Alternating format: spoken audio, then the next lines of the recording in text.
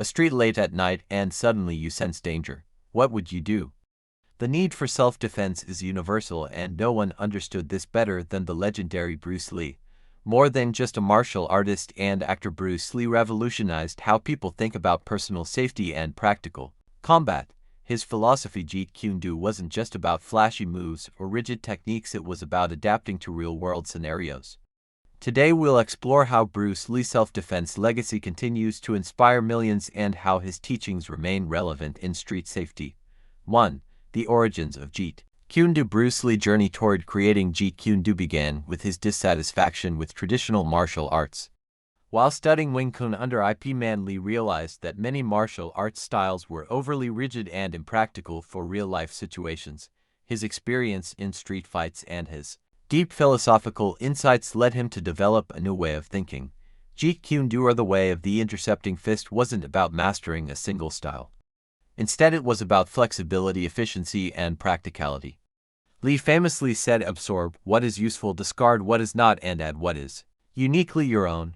This approach was revolutionary, encouraging martial artists to adapt techniques based on the situation rather than blindly following tradition. 2. Principles of Jeet Kune Do and self-defense. Jeet Kune Do wasn't just about combat, it was a mindset. Bruce Lee principles emphasized simplicity, directness, and freedom. These principles make Jeet Kune Do one of the most effective self-defense systems in the world. Efficiency over flash. Bruce Lee believed in techniques that worked. Fancy kicks or overly complex moves were useless if they couldn't be applied quickly and effectively. In a real fight, for example, Lee's straight lead punch was designed to be both fast and powerful, targeting the opponent's most vulnerable spots. Adaptability. One of Jeet Kune Do core tenets is adapting to your opponent. In a street confrontation, no two situations are the same. Being rigid in your approach can lead to failure, but being adaptable allows you to respond to unpredictable threats. Awareness. Lee taught that self-defense starts with being aware of your surroundings.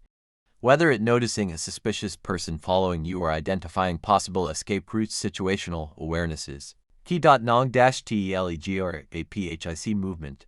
One of Lee's signature techniques was the ability to strike without warning.